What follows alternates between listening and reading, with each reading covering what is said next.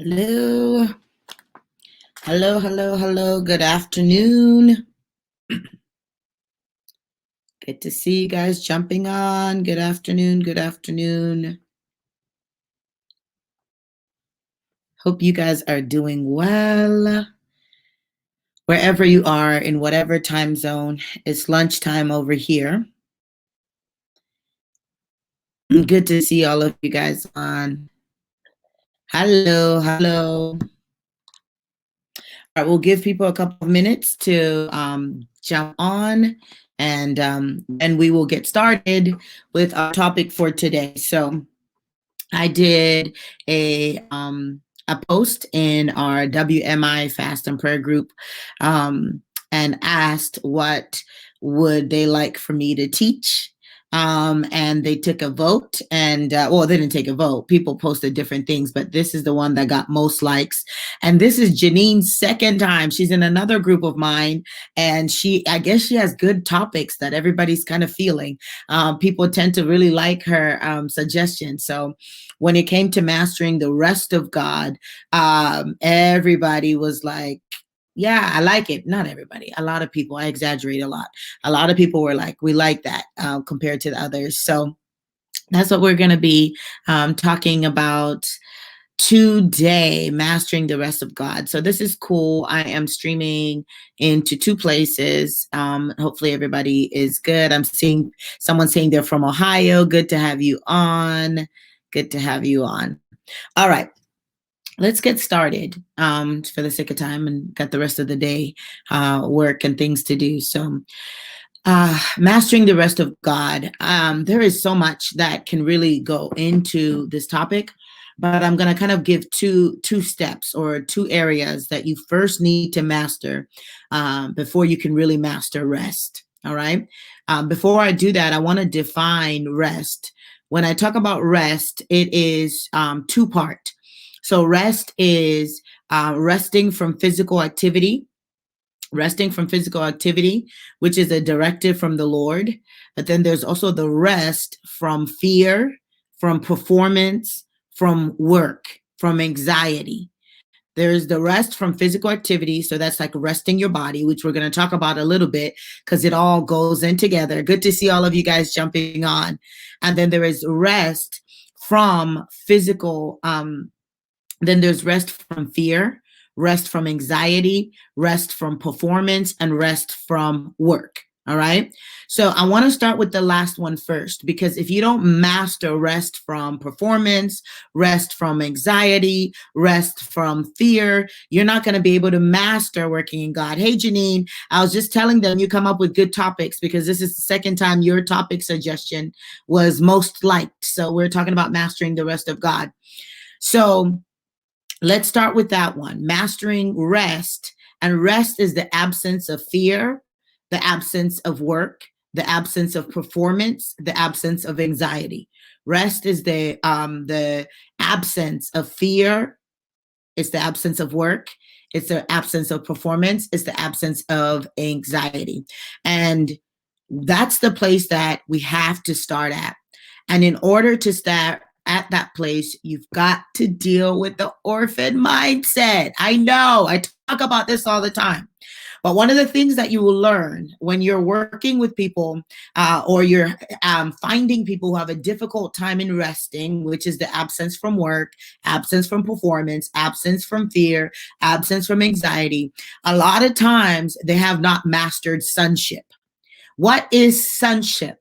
Sonship is the certainty that you are in God, that you are loved by God, and that God is for you despite of your efforts, despite of your work, despite of your knowledge. So sonship is the certainty or the surety that you are in God, that he is for you, that you belong to him, you belong in a family, despite of your efforts, despite of your work, despite of anything that you have done.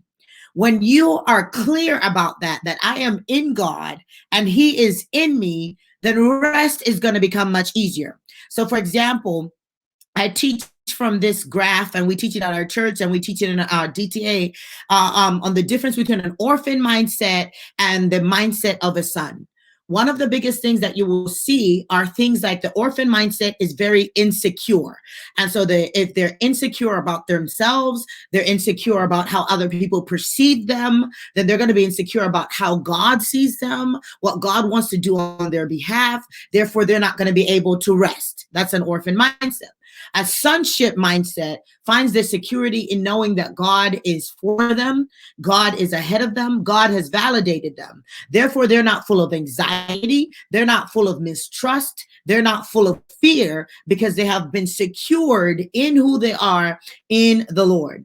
Another thing that you will see when you're dealing with an orphan mindset versus the mindset of a son is the realm of works or performance. So religion will really push that you've got to do X, Y, Z in order for God to love you, in order God to see you, in order for God to know you. So a lot of people are very works-based in their walk with God, right? Even when it comes to simple thing like tithing. I was part of I shared a couple of comments in another group because someone was asking about tithing, and we've had that comment in our Facebook group as well.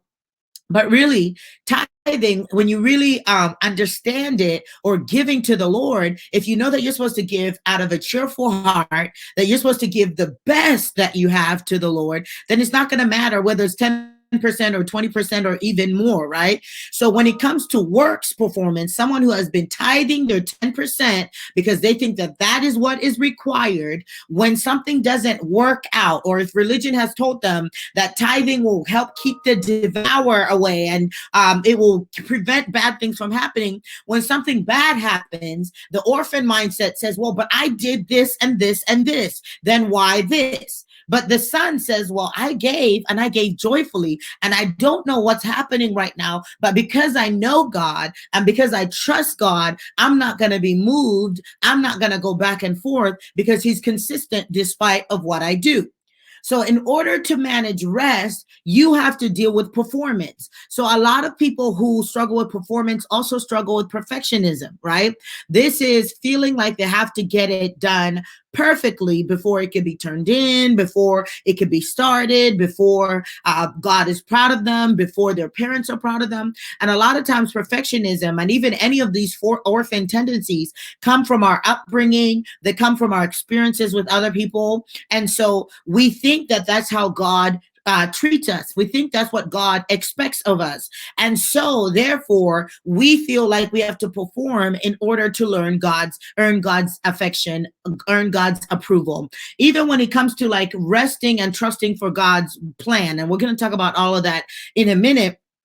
We feel like, well, if we're not doing anything, then God must not be doing anything. Also, people think that resting also means not doing anything, which is not true at all. And I'm going to talk about that in a minute.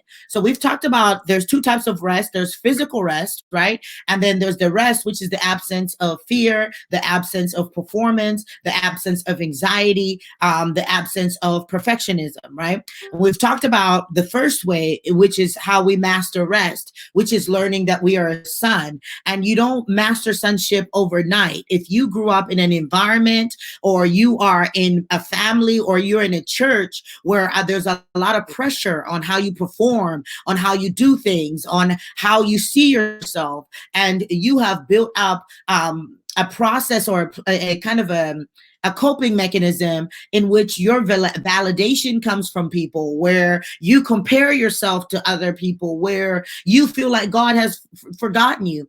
The first thing that's going to have to be mastered is rewiring your brain, like learning how God sees you and learning how to trust that. And I've done a lot of videos on that. You can plan to enroll in our DTA Academy in July. We do 3 months of deep work around that, changing your limiting beliefs and all of that if you're not already in it. So you got to master what it means to be a son in order to learn how to rest in God. The next phase in resting in God is once you have entered into sonship. Now, Graham Cook, I talk about him all the time. He has a lot of great teachings on rest. One of the things that he shared, which was so brilliant, is that, you know, when we came to Jesus, Jesus pursued us and he brought us into his rest. We didn't pursue him. We didn't go looking for him. He found us. We may have known in our heart that we needed something, that there was a deep longing, but he found us. And so we entered into relationship with the Lord in rest, and it has to be maintained. Our relationship with the Lord has to be maintained in rest. In rest. You came in this relationship with God as an invitation from the Lord, right? And you have to learn that it wasn't your works, it wasn't your goodness, it wasn't your planning, it wasn't your perfectionism. It was the fact that the Lord loves you and the Lord fought for you and he found you and he introduced you into his rest. In Matthew 23, it says, give me your burdens, right? And I'm paraphrasing, because my yoke is easy and my burden is light.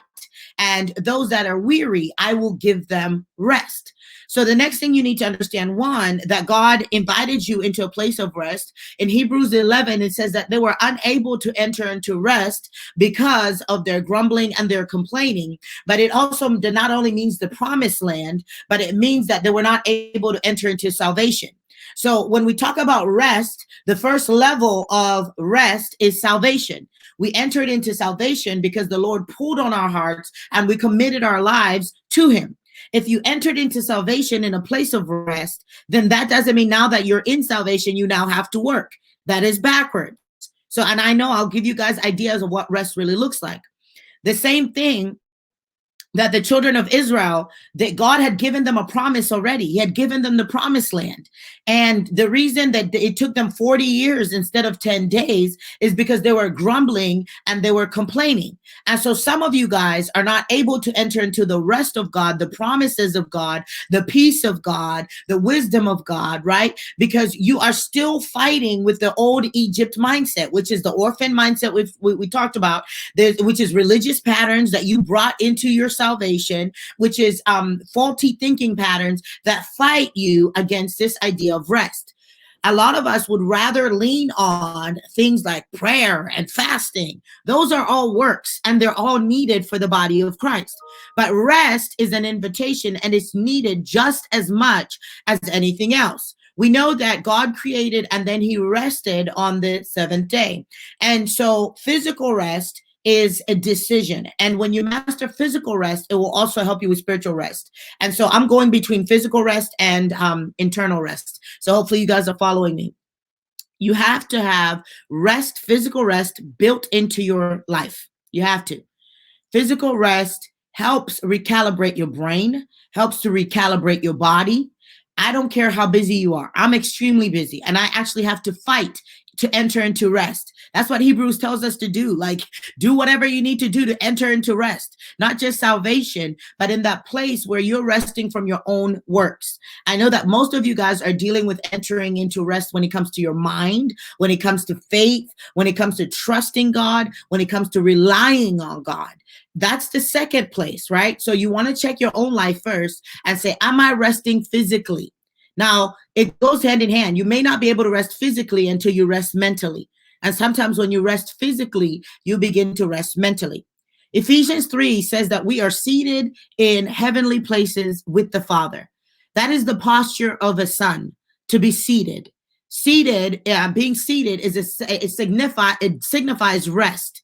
So when a person is not able to enter into rest, into the rest of God, that means that they have not taken their place in God. So because I'm a child of God and I've taught you, we've mastered sonship, then when I am sitting next to God and all of my world is falling apart and things are all over the place, I'm not going to get up from that seat and give it up because I don't know how to handle the pressure of what's going on around me. I have mastered rest. And what that means is, so what mastering rest means is that your total trust, your total sufficiency, your total well-being is in the Father. You have made a decision that no matter what happens externally, what happens internally, you're not going to get up from the seat of rest, from the place of rest that the Father has brought you in. And so even if the world is falling apart, a person who is rested, you can tell because their emotions are not all over the place. One of the ways you're going to know that you're not in a place of rest is that your emotions go back and forth. Your emotions vacillate. You know that you're not resting in the Father when you're extremely fearful, when you're extremely anxious. You know that you're not resting in the Father when you make decisions without including the Father in them. When you just do stuff to get whatever you need to get. Someone's saying, what does that look like? I'm telling you what it looks like. When you are not in rest, you are fearful. So what would that look like? It would look like you're at peace. Right? If you're not in rest, you're trying to perform. So what does that look like? You're trying to solve the problem without even asking the Lord what the answers are. I'll give you some basic stuff in a minute. So grow in sonship. Say, God, in the areas I don't know you, I want to know you as a daughter, as a son. What does it mean to know you? What does it mean to really walk with you? God, in the areas I don't trust you because of what I went through growing up or my experiences as a young child, teach me. And I always tell you guys this, when it comes to sonship and learning that, you got to get in a community that understands it and actually tries to live it out. Because you cannot be in a religious atmosphere and still try to master sonship. It's really, really hard. So Holy Spirit can help you understand your confidence and your identity in the Father. Now, rest is not always abstinence or absence from work. Rest is not always absence from work. Rest is absence of fear, anxiety, performance. Performance is different from work. Performance is when we do things so that people can see us, so that people can be proud of us, so that people can give us a high five. And performance is always rooted to false identity. Work is not. We work in the kingdom of God because we're part of his kingdom, and we work to pay bills. We work to build the kingdom of God. But it doesn't matter if anybody cheers us on. It doesn't matter if anybody sees us. It doesn't matter if anybody validates us. So you can work and still be at rest. So I am someone who's always on the go. But one way that you know that I'm at rest is that my emotions don't fluctuate. I don't go up and down. I trust in God when I come to hard circumstances. If there's something that I don't believe. So for example, the last 2-3 weeks, we've had to make decisions about traveling, right? With coronavirus, I have children. I also pastor a church. So if I get sick and then I come home to my church, it would be a big deal, right? So there's a lot of things that we are praying about and we are weighing as we are making decisions about traveling, right? So, and some people are like, oh, just trust in the Lord. The blood. And that is true, right? That is so true. But for me, rest has been the peace of God.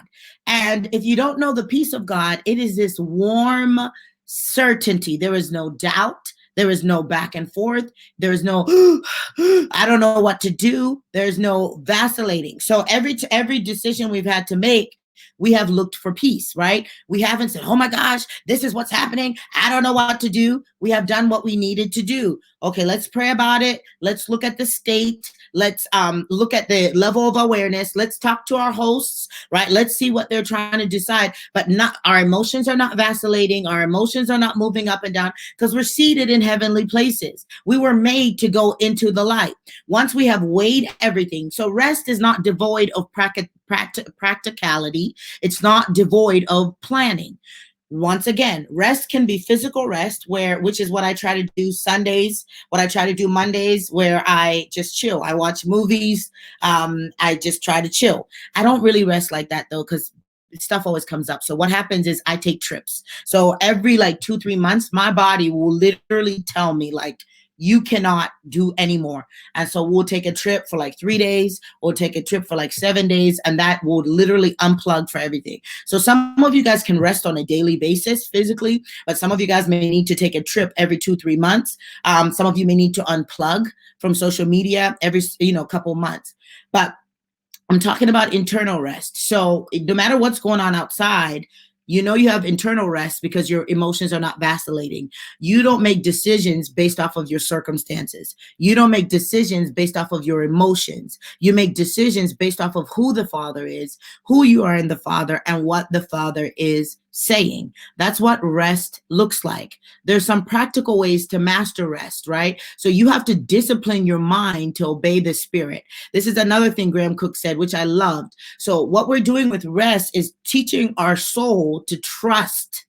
Teaching our soul to trust. And so when people don't know how to rest, the issue also there is trust. Your soul is your will, your emotions, and your intellect. When your spirit man is rooted in the Father, that he is good, that he is kind, that he is consistent, then my will and my emotions and my intellect align with who the Father is. I am in the Father and the Father is in me. If the Father is good, he is kind, and he's consistent, my will is going to come in alignment with the goodness of the Father, the kindness of the Father, and the consistency of the Father. So even if I feel like what is happening is not good, I'm not going to move myself out of the goodness of the Father, because my circumstances don't shift his character. And so I am not going to waver up and down because I don't have the money to pay for a bill. I know that my Father is consistent. And so I'm going to choose to rest in his consistency. I don't know how it's going to work out. Maybe, I can do my part. Let me call a couple people and see if someone can help loan me or whatever. Once I've done that and nothing is changing, then I go back to resting, right? So when I say it's not devoid of work, if you're trying to solve a problem, and the Lord has given you a brain, you try to solve that problem. When that problem is not solving, you go back into rest. I'll give you an example that I just gave one of my students in DTA, because we just had our 1 hour coaching that I do with them. And she asked about faith and planning. Like, how do you have faith and then plan? And I shared the example of our church. Our church just bought 10 acres of land. When we saw the land in January, we knew it was our land because we felt the peace of God. And then we started the due diligence. We talked to our builder and we said, we found this land. Can you assess if it's buildable? They said, yes, it's buildable. It's zoned. Perfect. We're like, yes, we're rolling. We're flowing with God. And then we put in an offer. The same week, another company put in an offer, and the sellers decided to take their offer. So people who are seated in rest, right? They say, oh, okay, another person took an offer, but God said that this is our land. So I'm going to sit back in the Father. I'm going to rest and I'm going to wait on his direction. And so as we heard that, we were disappointed, and the rest is not devoid of emotions in terms of, disappointment, but it doesn't allow your emotions to rule you. So we said, okay. And then I felt the Lord said, let's make a declaration that every offer that comes in will fall through. So we rested in God. And we just prayed. We didn't really go back to the land. We didn't call people. We just said, okay, there's another offer in there. If it's our land, the offer is going to fall through. And that offer fell through. And then they came back to us and they're like, oh, we'll sell it to you for this amount. And my husband was like, absolutely not. Well, we're going to keep our same offer as before. And they were like, nope. So then they took another offer.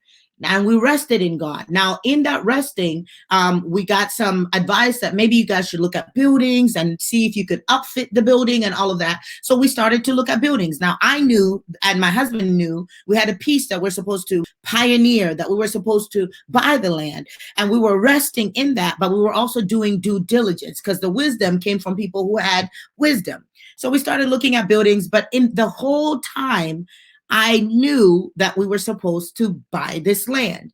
So I said, hey, let's put this on hold and let's call them again. And this was after a series of events. We called them again. The second offer had fallen through.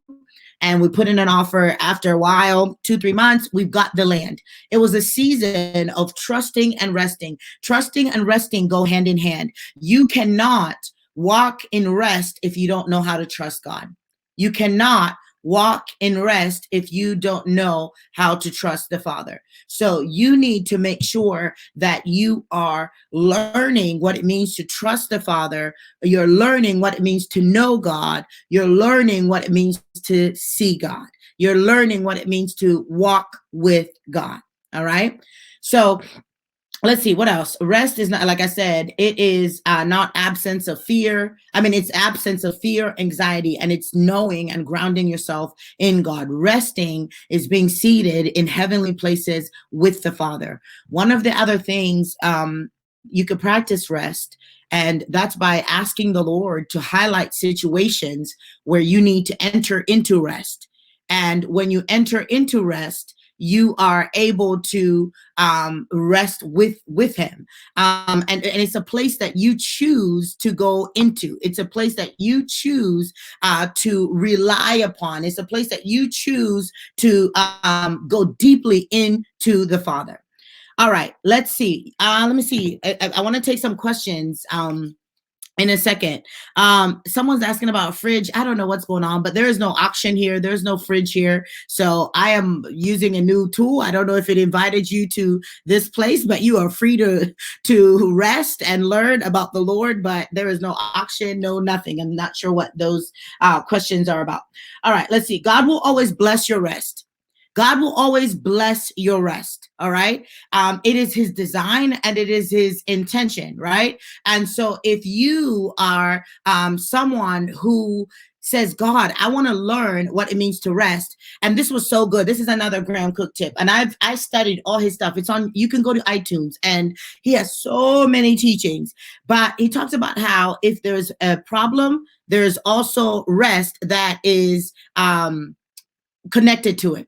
If there is a problem, there is also rest that is connected to it. And so the Lord is not saying that you're not going to have to go through hardships. You're not going to have difficulties. But what the Lord is saying is that even when you have a hard season, even when you are going through hardships, there is rest that is built in there. And that is where the trust comes from. That is where the trust comes from. Your ability to be able to rest in God, even when circumstances look all kinds of ways. And so even hardships are invitations to trusting God. Even hardships. So some people feel like, well, when things are going hard, it's really hard to trust in God. It's actually your opportunity to go in and rest on him and trust in him. So I want to encourage you guys to be able to do that. So let's take some questions. I generally teach for 30 minutes and then I'll take some questions. So we're talking about entering into rest, going deep in the presence of God and knowing his heart. So feel free to ask your questions and we'll go from there. Yeah, we got lots of trolls. Feel free to block them if they're asking nonsense. If they want to stay and, listen, that's fine. All right. Questions. What is the Lord revealed to you about the Sabbath? Well, I just said it, that he created and then he rested, right? The Sabbath is whatever day you choose to rest. I don't think we need to get caught up in the semantics of, is it a Saturday? Is it a Sunday? The call from the Father is that there is a day that you rest, is a day that you choose to sit in the Father, the day that you choose to trust in the Lord. So that's what I would encourage you, that you pick out a day where you are just resting. And I forgot to talk about this, soaking in the presence of God, right? So you want to make sure that you have times where you turn your mind off, because with our soul and our will and our emotions and our intellect, we tend to be led by our own will. We tend to be led by our own intellect. But when we are rested in God, we always make decisions based off of God's will and God's intellect and God's plan. So you want to take time where you just put on, Holy Spirit music, no words on it, just instrumentals, and rest in the presence of God. And when your mind starts to deviate, bring it back into the presence of God. Rest in his presence, lean into his presence, and teach your spirit to be at peace. So you could be busy on the outside, but your soul is anchored. Your soul is rested and is unmovable and unshakable. What scriptures do we go to? You can Google that. Scriptures on rest, right? One thing about me is I want you guys to do some of the legwork. I gave you Ephesians 3. I gave you Matthew 23. You can read Psalms 23 and study that. But you could also definitely just Google scriptures on rest. In what ways do you feel a person may confuse rest and laziness? Well, like I said, rest is not devoid of work. Rest is about internal work. So it's about an internal space. And so when a person is at rest, they are free of anxiety, they are free of performance, they are free of fear, right? That's rest. Now, physical rest should not be prolonged. So if a person is lazy, they never want to work, right? But if they're in a season of physical rest, that means they may have a week where they're off, they may have a day that they're off. But internal rest is being in that place of total surrender and total trust. All right. All right, let's see. Can asking for the mercy of God help bring you to the place of rest? I would ask for the peace of God. If you need rest, you ask for peace. Mercy, you ask for mercy when you need judgment, right? When there's judgment looming, you ask for mercy. You ask for peace when you need rest. All right. Let's see what else here. What are some methods of actively resting in different ways, physically, mentally, emotionally? Physically, like I said, take a day off, right? Take a day off, do whatever is fun to you, do whatever that doesn't involve, you working or tasking your body. Worship is a way of resting physically, right? Mentally, do things that are not taxing to your brain. If you've been studying at school for hours, don't study for a day. If you have children and they overwhelm you, go away for a night. Like, figure out what is taxing you mentally and then do the opposite. Emotionally is trust. Emotionally, if you struggle with emotional unrest, that means you haven't mastered trust. That's a spiritual issue. So if you are anxious, that means you have to work on trust, and it's believing even when you don't see it, right? So you work on that. All right. How do you continue to maintain a place of rest when nothing around you seems to let up? You can rest in the midst of chaos. Resting is about getting away in your spirit. So people that are in like horrendous situations, I know some personally. So some of my mothers and fathers in the faith are missionaries in war-torn zones. Every day they don't know where they're going to sleep. They don't know what, thing is coming through the sky to blow them up, but yet they are so at rest. They are so at peace because their circumstances do not dictate their peace. And so that was learned. The best way to learn rest is in seasons of rest. You don't learn rest in seasons of chaos because you're not going to have the coping mechanisms. But you can trust God to say, I know and I see everything, but you are my rock. And I'm going to draw away. And that means as I'm driving to work or on the bus to work, I'm going to turn on the word. I'm going to zone into your presence. I'm going to take deep breaths and I'm going to rest my soul. Or at night when everybody has gone to sleep, even if I'm tired, I'm going to turn on some Christian instrumental music and I'm going to lay before your presence for 15 minutes for you to anchor my soul, right? These people that are on the run and on the go, they don't have that chance, but they have learned how to internally rest, and which is trust and be settled that no matter what is happening, they are unmovable and they are unshakable in God. All right. Good teaching. Of being out of God's rest for such a long time, how can you get back into it? It's been a struggle. Well, it's just really a simple invitation. He's the one who brought you into rest in the first place. And you need to look back and say, what was I doing when I trusted God, when I was free of anxiety, when I was free of fear, when I was free of performance, and begin to do that again. But you also can just make a decision. Tonight, I'm going to take 15 minutes. I'm going to lay before the Father. When distractions come, I'm going to tell them to go. I'm going to invite God's peace in. I'm going to ask the Lord to saturate me with his presence. And I'm going to do that every single day for the next, 30 days. And you can enter into God's rest.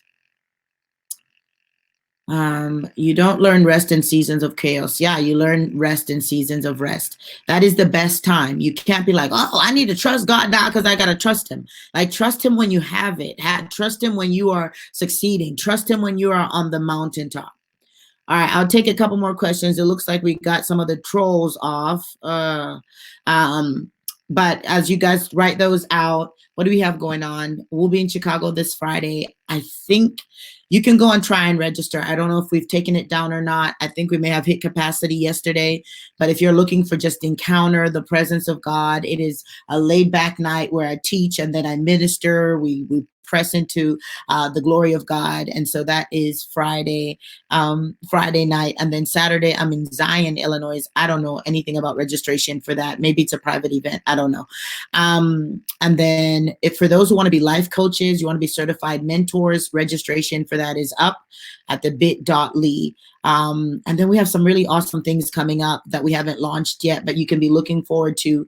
I'm going to be doing a 3-hour course on raising spiritually and emotionally strong children. People have been asking about that. So that's going to be something that you could register for. And then we are going to be launching a training that is weekly, kind of like DTA, but on a smaller scale for dreamers and seers, because people have been asking me for information on how to keep growing as in dream interpreters and as seers. So we are launching an online membership for that, where every week you'll get a dream, you'll get clues on how to interpret those dreams, and then there'll be a post on where you can ask questions, and then every month I will do trainings.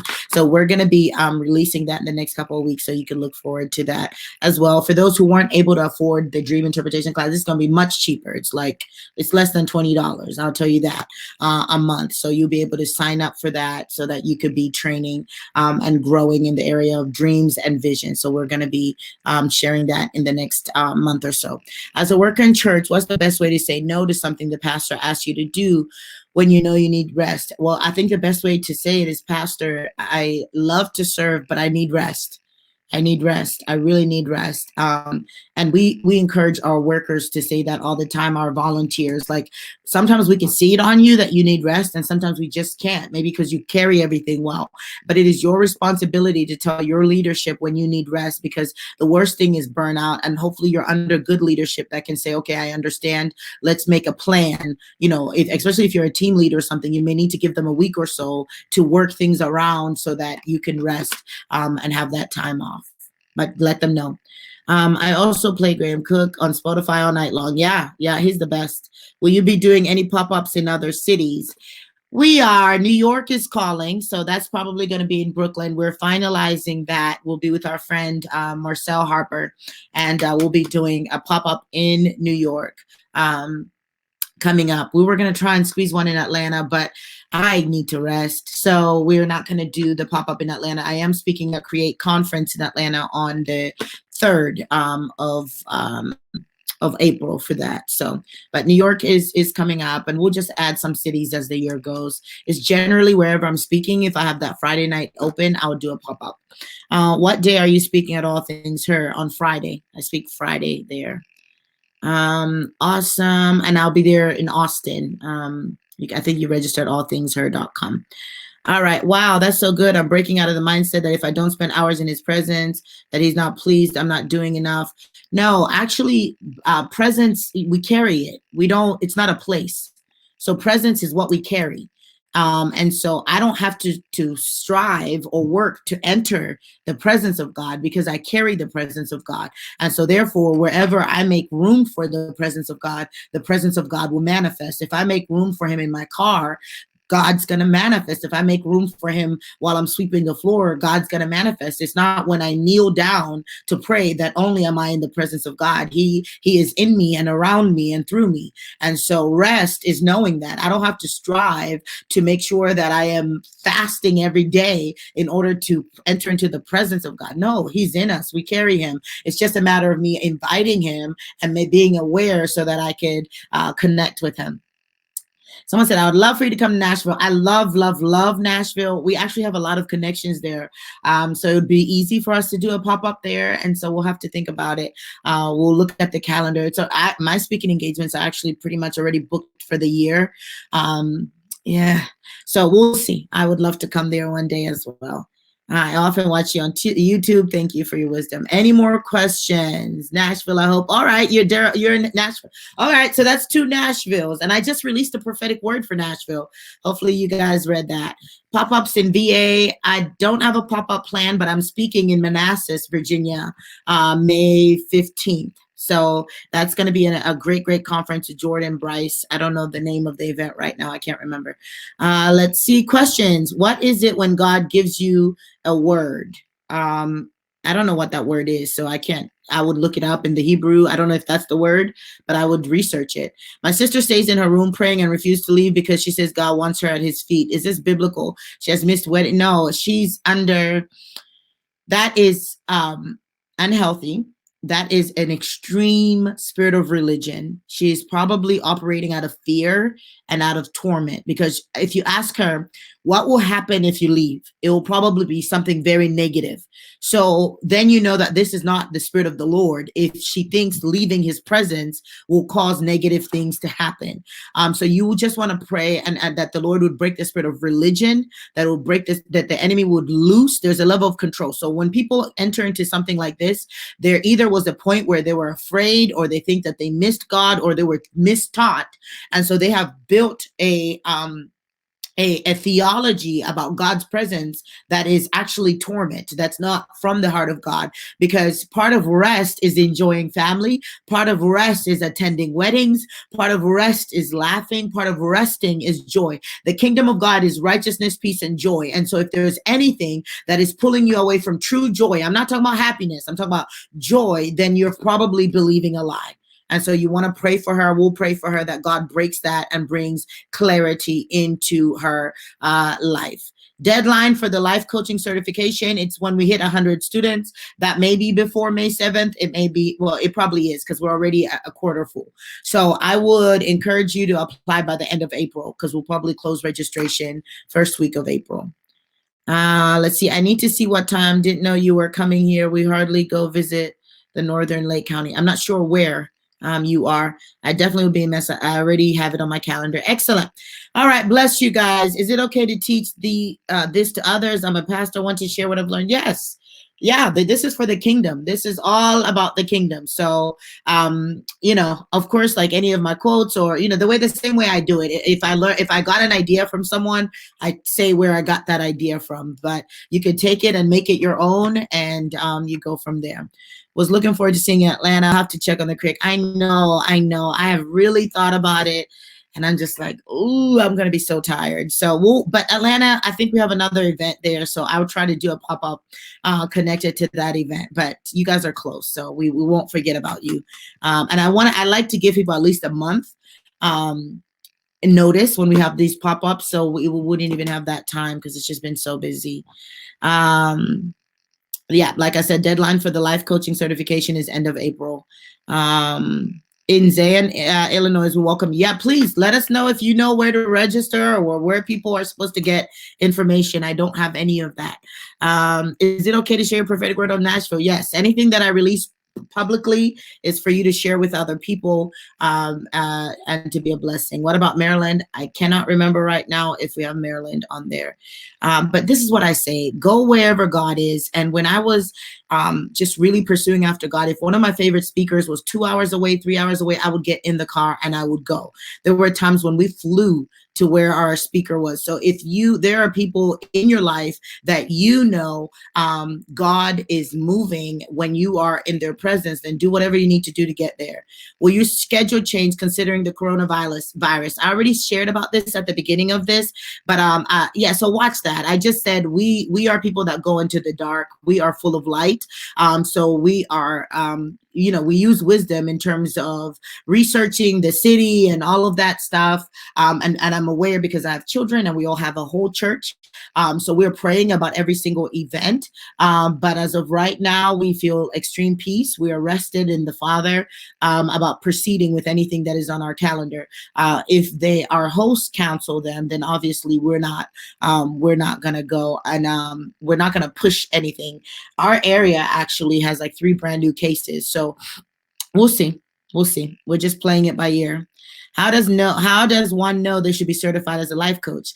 I would encourage you to go to my website. I put it up there because I have a list of ways that you know you should be a life coach. So I could do a live and all of that, but our website also lists. But generally, if people come to you for advice, generally, if you are good at problem solving, generally, if you have a skill or a trait that you want to teach or consult in, then you would want to get the proper tools. You want to get the proper information on how to do that. Most people that are life coaches are also consultants. They're also teachers. So one of the things that we do in our course is we make sure that you're not just the only income stream is you meeting with people one-on-one. We talk about course creation a little bit.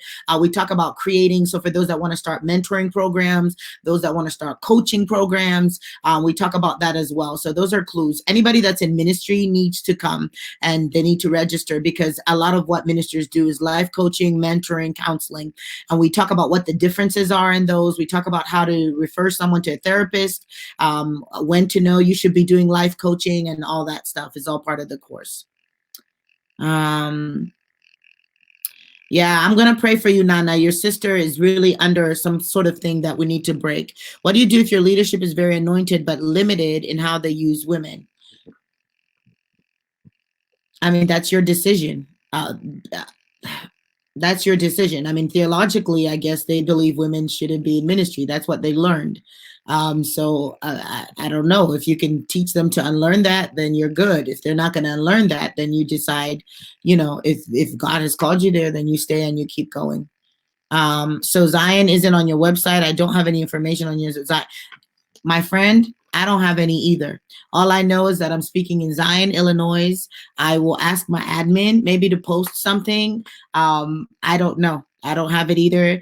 We have the date there, but usually when people have events, they'll have flyers and posters. They chose not to. So I can't, I'll try and post it when I ask my admin if she has any of the info.